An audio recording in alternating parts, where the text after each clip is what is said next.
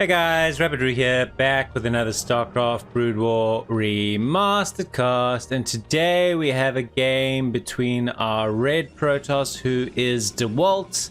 He is playing against a Zerg on the ladder who I do not know, but he's playing under the Smurf name Dick CM Punk, which I can have some insights into why this particular Smurf name is relevant. I'll go into that in a moment.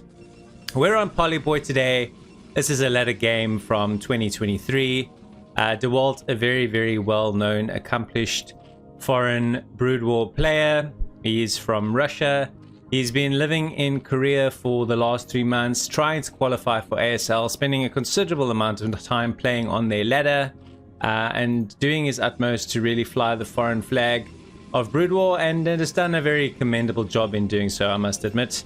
Ooh, wow, an in-base pylon? This is interesting. Unless this was random, I've never ever seen Dewalt go in-base pylon before, so that is super duper interesting. Anyway, Dick CM Punk. Okay, so CM Punk is a wrestler who is quite well known. I don't know how many Brood War fans are wrestling fans, but anyway, he went spacko in a press conference after a win at one of their big premium live events or pay-per-views or whatever the case might be.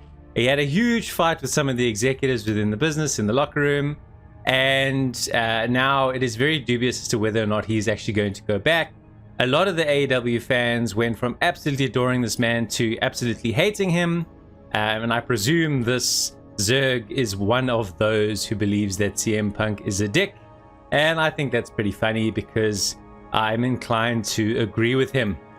Okay, so we have a 1 gate opening from Dewalt thus far. He's not getting a 2nd gate at this stage. He is going for a pylon over here. He's getting a safety zealot. So this is just almost as if this is a PvP, or potentially this player is random. Of all the games I've watched Dewalt, he's very forward pylon centric. He goes forge expand a lot.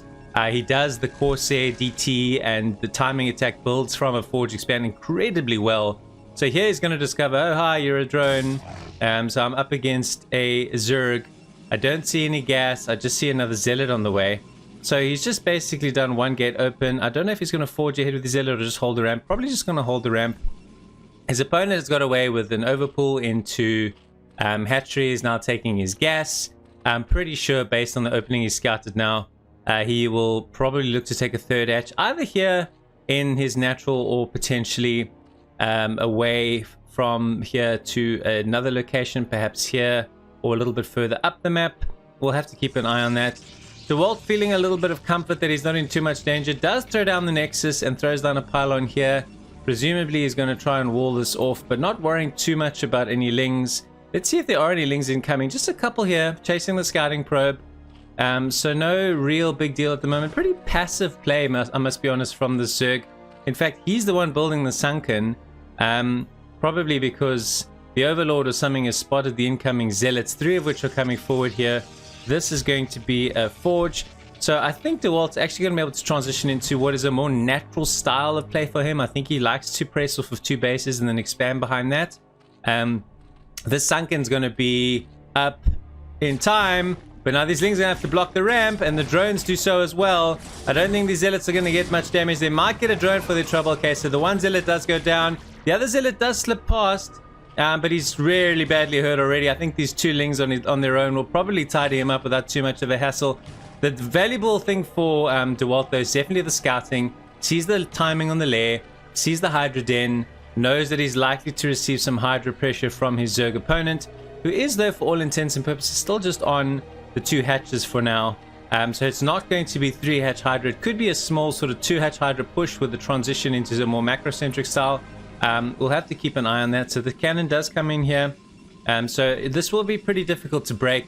I like the sim from Dewalt. So the unit's going to come down the ramp and around here. And this cannon's going to be very hard to get to. So while he may get a ling in here now, because he's just snuck around, although the probe's done its utmost to block, one of the lings will probably get hit, but he dodges the cannon shot. So 2 lings are in. It's annoying. It does also give the scouting information. You can see the timing on the cybernetic score. You can also see that there's absolutely no Starport started as of yet, or Stargate, excuse me, started yet from our Protoss. So if I'm Zerg, I'm very comfortable that I don't need any Scourge for Corsairs. I'm probably just going to be able to make mass Hydras, and I can also press forward with my Hydras. I don't need to keep any Hydras at home because I'm in no danger of getting harassed from any Corsairs at this stage. So very, very valuable little Ling run by. It wasn't about the damage as much as it was the information, and I think the Zerg there got a lot of very useful information in terms of some planning going ahead. So the upgrades, unupgraded Hydras, man, they just look so ridiculous. Look at this slow looking unit. He's like jiggling along there. But Dewalt sees this coming, probably expected it, probably got enough cannons, adding another one for safety. I heard on commentary the other day, I think it was on Tastosis on the ASL, saying, look, you can probably never have enough cannons. By the way, I didn't mention in the intro, I got too excited talking about CM Punk, but we do have a nice list of players that will be featuring their ladder games over the next sort of 6 months or so on the channel. If you like any of these players, and if you've enjoyed the content that we've posted so far for the first couple of weeks that we've been doing this, please do let me know. It just gives me an idea of what people are enjoying and what people would like to see more of. If you're a regular viewer, please do hit that like button. It certainly helps with discovery. And if you're enjoying this cast and you've enjoyed a few other casts of mine, then of course, please do consider subscribing. We're constantly working on improving the quality of our Brood War content all the time. Alright, so the Spire does pop over here. Are we going to get a bit of a muta switch? If I look at the money saved up, I would say yes. And here we go. So suddenly 7 mutas have arrived, but Dewalt's Corsair does now eventually pitch up for the game and spots immediately. There's the Spire. He sees the eggs. So here are coming the cannons into the mineral line to protect against the incoming mutalist harassment that we can expect. I'm loving this from all good Protosses, by the way. In the natural sim, you have this pylon and you have this pylon. So this pylon powers the main cannons in the forge, any backup cannons you need, and of course, cannons you need in the event of mutalist harassment. So if you ever want to copy the sim for Poly in particular, it's a very, very good option as a Protoss player. All right, so we're moving around with our Zealots, probably looking to just try and pressure the third. Based on this timing, that would be a relatively conventional choice for the Protoss. The third is usually just getting established. So here come these mutas. We heard the doof and the doof, but the Corsairs and the cannons are in play. I don't think he's going to be able to get much by way of harassment done. So the timing on that Corsair scout from Dewalt was absolutely critical. It was quite literally as the Spire popped and as the muta transition happened. The Zealots are going to get in here. There's +1. Let's have a look. So their +1 hasn't kicked in, but their speed has kicked in. +1 is nearly done though, and +1 air is also on its way. So it's a little bit of a Corsair Zealot combo. Dewalt is a huge fan of this kind of build. Does take max hits from the Scourge, and doesn't really have much in terms of critical mass here for his Corsairs. So did try and send the Corsairs into support. Didn't seem to help an awful lot. I think that was a bit of a zero-sum trade for Dewalt. He got a little bit of damage on a hatch, but didn't kill a hatch. Didn't get much by way of Hydras. The mutas pretty much tidy that up. And now his Corsairs are going to run back home to the safety of the cannons. There are 4 here now. And this Zerg's probably potentially going to be able to put some mutalisk harassment on the main. There is only 2 cannons here. And so Dewalt's going to have to constantly micro his Corsairs up and down to take care of what's going to become very, very pesky mutas. So it does pick off a probe there with 1 shot. Nicely done. A DT, a couple of DTs pop. They do have the Zeratul colored cape on today, which is always fun. That's one of the fun parts about red versus bluing on any ladder game. So it does fly away. I think just using these air units as map control is going to give our Zerg an enormous advantage in this game. 50 workers plays 44. I think our Zerg is probably ahead at this stage. Dewalt needs to take a third, or he has snuck one up here though. So a sneaky base or a hidden base, not something you see in this matchup very, very often. It'll be super interesting to see if this gets scouted. And if it does, I mean, it's just dead. So it's a bit of a gamble, but we'll have to see if it pays off. Sometimes a sneaky base can be the difference between winning and losing. I don't think these DTs are going to get anything done over here. We got a couple of Overlords and a Sunken in play. So there it is. He sees the DTs and immediately backs away. A Ling did run here. Scourge here. So he is sending his units around to scout pretty much everywhere, with the exception of the spot that this base has been built. The mutas are flying awfully close to this though without actually being here. And now as these DTs are flying into the sight range of Overlords, Overlord speed is kicked in. I think he's going to try and bring his mutas down here to actually kill these DTs before they get home. Run, DT, run! I think these DTs are going to make it, though, to the safety of the cannons. Okay, so they do get home. Just pick off a free Scourge there. Probably going to get an Overlord as well for his trouble. So this base for now still goes undetected. Unbelievable how this guy is looking absolutely everywhere except where Dewalt has expanded. Is this really going to be the difference maker in this game? We'll have to see. Where is our Zerg? So our Zerg is a three basing. He's probably on 6 hatches. He's got 3 there, 2 there, and a lair. So he's a 6 hatches on 3 bases. He needs to probably get to a 4th quite soon. The DTs again harassing around. There's a Corsairs now have sort of reached a little bit of a critical mass here. Although it does run away from those Scourge. Overlords obviously spotted 1 DT and now bringing in a few more to spot another one. Meanwhile, some Zealots that were moving out to pressure have been caught again by these mutas. This Zerg's mutas play is actually really strong. CM Punk, Dick, you are good. The Overlord discovers the hidden base. That's really bad news for Dewalt, because now I'm pretty sure we'll see these mutas fly across here and wreck this in a matter of seconds. There's really next to nothing that Dewalt's going to be able to do about it. He does see, you know, that the Overlord has discovered this, so his only move is to press to force the mutas to stay home. But here we see the Hydras moving across. Look at this wave of blue. It's probably all headed to this base here. Here is 1 muta already firing away at this. So where are we going to take this fight? It doesn't look like the fight's going to happen at that sneaky base. It looks like the fight's going to happen here in front of Dewalt's natural.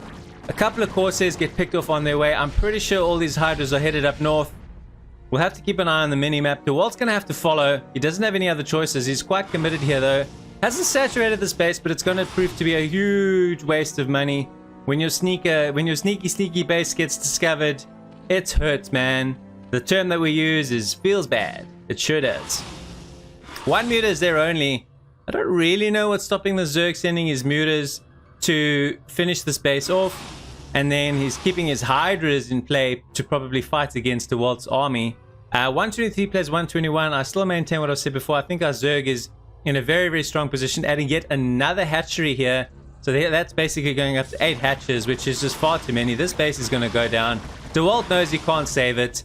Very clever actually from our Zerg. He's been posturing in this position to cut him off in the event that he were to move across. And instead of being caught out of position on the counter, he's just basically stayed there to intercept any reinforcements that would come through. So Dewalt realizes that base is sacked. Unlucky, it was a nice idea to try and sneak a base. Doesn't always work out for you. Now he's got to keep fighting off the 2 bases. Is doing his utmost here to establish a 3rd. And I think the right choice here to take a defensive posture. You've been caught out. You've lost that base. Unfortunately, you've wasted that money. Sure. So now you know how critical it is for you to establish a 3rd and a 4th. So now you just need to basically weather any incoming pressure from the Zerg to get your 3rd established. And then he needs to push out because the Zerg macro here is getting really intimidating. He's got 8 hatches. He could potentially go down here and take yet another base. Dewalt can't really move out onto the map until such time as this 3rd's established. It does look like he's posturing to do that, though. He hasn't taken his whole army, but he's taking a little pod of Dragoons and a couple of High Templars to throw down some storms. That's a decent storm. Gets a couple of Hydras there. But I must say the patience from the Zerg has been really impressive. Not really looking to push ahead too aggressively. Just basically playing like a base denial type style, keeping Dewalt very contained. Dewalt did, I think, quite greedily and quite boldly here, try and take an immediate 4th behind the 3rd that isn't really yet established. The Corsairs here are going to fight head on with the mutas. I think the mutas probably don't back themselves. They're intercepted by a few goons as well, so he does pick off a muta there and could potentially get some more. Now we're moving into this big fight here where he's taking on this 3rd. I think Dewalt is able to pivot around quite a lot of his army, but there's no High Templars here to support this fight. It's here they are here. Both of them die. He's got 1 storm off there, lost 3 High Templars. That's very unfortunate. I don't know if it was a micro issue or was a lack of energy, but that really hurts. So now, at least though, the positive thing for Dewalt is he's managed to, with his Corsair play, get some cannons up to this base. And he's got 1 cannon here at this 3rd. This base is so naked and vulnerable. I would really like to see a little bit more protection here if I'm a Protoss fan. Meanwhile, Corsairs are still flying around here, picking off Overlords. I must say, Dewalt's Corsair play has been really good, and his multitasking on that front has been seriously on point. I think our Zerg probably now is going to look at taking another base. The one thing I would say about our Zerg is he's probably about 10 drones light.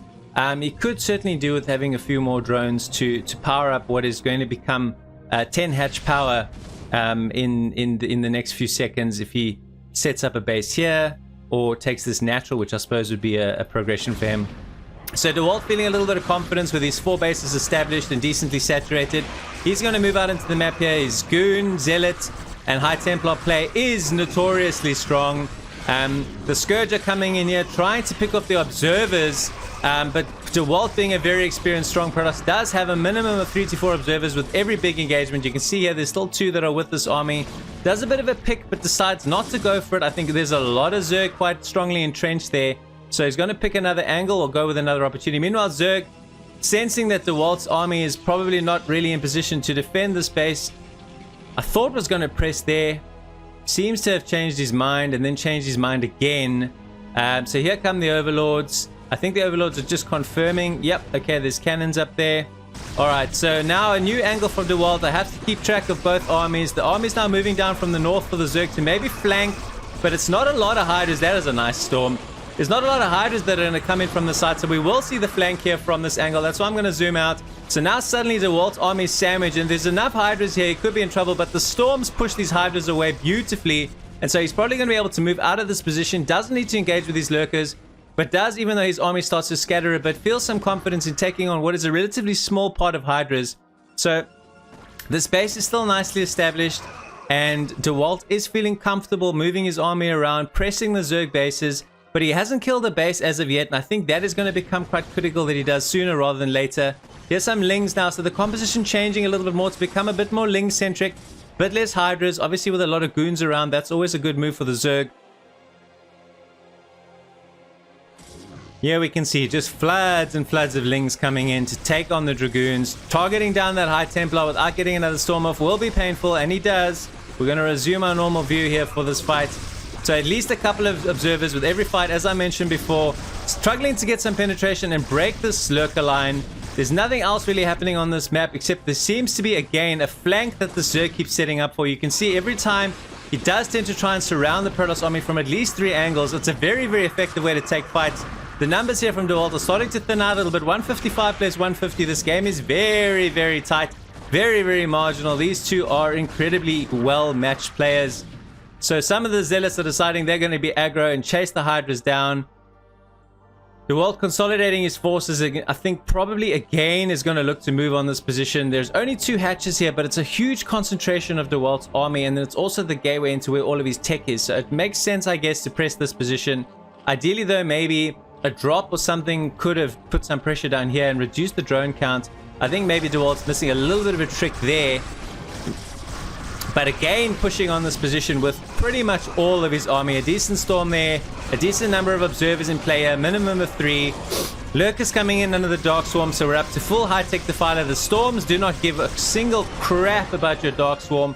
He's got a lot of Storms available, so I don't think any Lurkers are left under there. But the Hydras are safely firing underneath. Yet another Storm from Dewalt. He seems to have bottomless Storms at his disposal. That was a decent engagement. He is able to get himself about a 20 to 25 supply lead as a result. So certainly showing a good trade and having the confidence, or I dare say even the balls, to try and expand here, considering the Zerg is right here. Showing, I think, that he's increasing his confidence in his ability. He's going to win this game. A nice Plague there, hitting all of the Dragoons. Arguably Plague slightly less effective as his Protoss because of the shields, as opposed to maybe against the Terran. But still a very, very painful thing to deal with, because now the Cracklings can come in here and start to pick off these Goons very, very quickly. The one thing I will say about our Zerg is he's never really grown his macro. He's stayed at 50 drones the entire game and hasn't looked to take any more mining bases. I think if he does lose this game, that may be a big contributor to this. Dewalt has very aggressively continued to just keep expanding and engaging and trading units. That might actually be the difference here. Still very, very marginal though. Only about a 20 supply lead. Constantly fighting here. Dark Swarm and the Defilers are certainly making it easier for the Zerg to trade here. Big, big flood of Hydras coming down to reinforce. So I don't think it's going to be a flank. I think it's going to be full frontal from the Zerg side. Here come some more Lings. Here come more Defilers. More Plague. I think Dewalt would probably do well here to, first of all, reinforce, and secondly, maybe even pull back. Although that is a very juicy storm here. Look at all these carcasses there. Even more storms coming in. I think his High Templar play has been really good. Another storm going off, forcing the Zerg to move his lurkers in. 150 plays 120. It's really so marginal. The gap doesn't seem to change much. Repositions his lurkers. Probably going to get a lot of High Templars here. Although the High Templars are not being targeted on as of yet. The units that are currently being a threat are... The High Templars look like they're going to get away. I think the Zerg probably could have got that. So only 2 cannons here, though. I think the Zerg doesn't really want this base to come up because he understands how much of a threat that's going to be. I reckon Ling's going to flood this, and if a Defiler gets up this ramp, that's going to be the end of this. Although I don't think it's even going to matter. It's not necessary. Lurk is coming up here too. So that base is going to be toast. Some Lings and Goons are coming down here to fight against these Lings. Some Zealots and Goons, I beg your pardon, here to fight against these Lings. Decides to pull away and take a breath. Our Zerg's actually gone into the lead. I don't think Dewalt's been able to break a single base of the Zerg, and although the Zerg hasn't kept powering up from a macro point of view, in the long run I think it's going to prove to be a big challenge for our Protoss today. So that base is gone, and Zerg has taken this position. It has now gone up to about 56 drones. I think, as I've said a couple of times in this game, could easily have operated this game off of about 10 more drones. It's neither here nor there. I think, you know, it is what it is. Dewalt's still active on the map, still looking to do base denial. Has gone back into the supply lead, but it is still very, very marginal. Lots of Defilers here, lots of Lurkers on this high ground. I think he's probably going to trim this off, but the question I have is, where is Dewalt trying to target? What base is he trying to take down? I think now we have an answer to this question.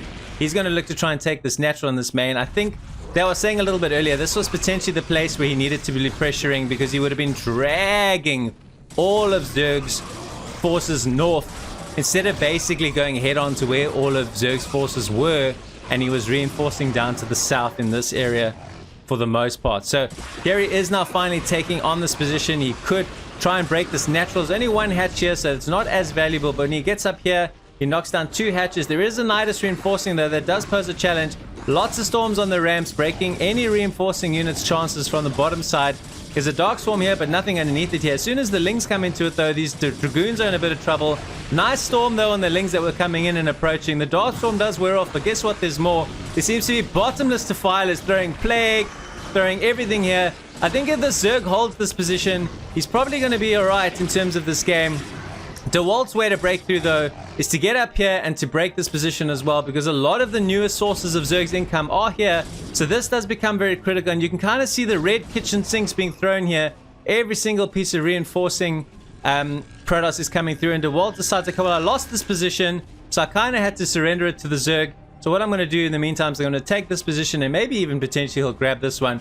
Meanwhile, he does manage to finally penetrate here, predominantly with Zealots, does have a few goons as well. So this attack turned out to be masterful. So now we can see the dragging that I was talking about. Most of Zerg's units have had to come from the bottom in a conga line, which gives Protoss a much better opportunity to storm them into absolute oblivion like that. Beautifully played by Dewalt. This game was so close for so long, but this press on this area here and the dragging of the Zerg army from south to north has proved absolutely massive in terms of swinging the momentum here.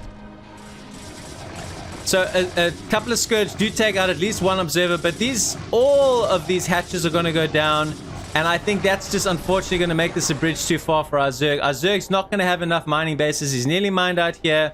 He's basically on 2 mining bases. Dewalt is on 1, 2, 3 mining bases, and I'm pretty sure it'll soon be 4 with the map control and the army deficit that he's currently got. 167 plays 90. It should just be a case of patiently closing this out. So his game sense is brilliant, knowing that he's destroyed a lot of the Zerg's mining bases. He knows that this is the one other fresh source of income that the Zerg has got. So taking his reinforcing units that are coming out of his rallies from this position and sending them across here almost as a, I mean, the micro here isn't even that important. It's just more pressure. It's just stretching a Zerg that doesn't have a lot of units. Unfortunately, he doesn't have an observer with his army, so he's not nearly going to get the damage that he otherwise could have gotten. But it doesn't matter anyway. I think he's going to get enough drones to probably justify what is a pretty inefficient trade. But 144 versus 77, you don't really need to worry about trading too efficiently at this stage of the game. So these Zealots could now move down, and I think the idea from Dewalt is probably just catch his breath, consolidate. Some Guardians have suddenly stuck in here out of nowhere. I reckon a few Corsairs will be incoming soon, or even some Goons, or whatever the case might be. So This Zerg really trying absolutely everything. I didn't spot the Guardians, but all they did was kill an assimilator, so nothing too exciting there. It's always fun to see Guardians because you see them so seldom. The goons, though, are spotting the Guardians because of this Observer. This Observer is making a big difference. There's only one crab left, and one shot from a goon, and he'll be gone. Storm's hoping that he's there, but he's not. He's moved. He's over here. There we go. He gets him. Nicely done. So reinforcements coming in here, as well as Observer this time. And I think that's probably going to be more than enough to break this. Zerg is sending absolutely everything they have left to this position. This is the only spot on this map that still matters now, because this is Zerg's money. If this is gone, everything is gone. So Dewalt moving in, getting the Archon here, knowing that for the most part it's going to be Lings that he's up against. Archons do beautifully against Lings, although that one evaporated pretty damn fast. So a lot of the Zergs just in this position here, from what hatches he's got left. He's kind of been chopped to the one corner of the map in essence, and Dewalt's enjoying all other quadrants of the map. Beautiful map control. Just got to close out this last income source, and it's game over. He's going to take this one down. He has played really, really well. And despite the sneaky base not coming off, was able to eventually drag the Zerg army out to engage in a more favorable spot. And once that trade happened, it was just pretty much one-way traffic from there. All right, so the army is around. I think he's positioning this army for a bit of a surround here. He's done beautifully, so you can see the flank. Although it's not a lot of goons from this side, but he pretty much stormed them to oblivion anyway from the top side.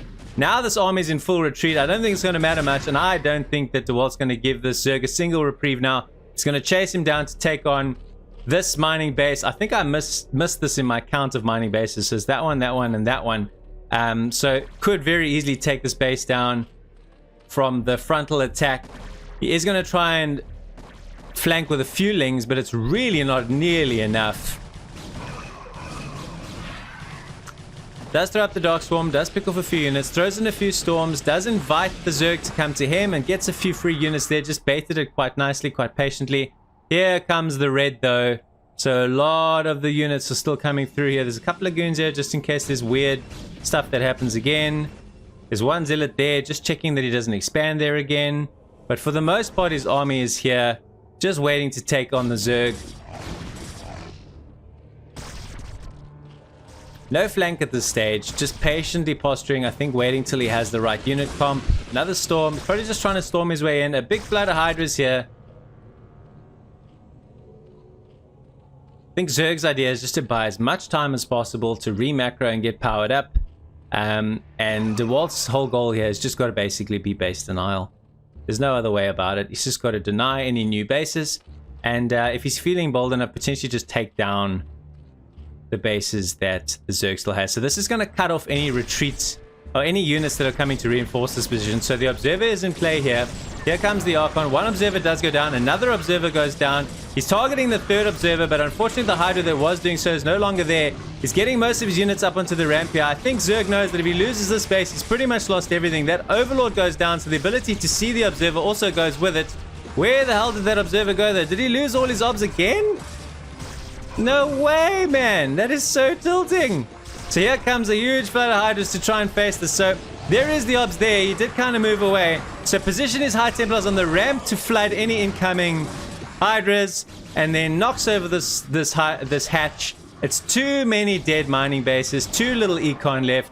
Dewalt's really pumped up. Didn't leave that game right away. I think it was obviously quite a draining one for him to play. It was certainly quite a draining one for me to cast. I'm Rabidrew. I cast a variety of Brood War on a regular basis. If you enjoyed this game, please do subscribe to the channel. And until next time, ciao for now.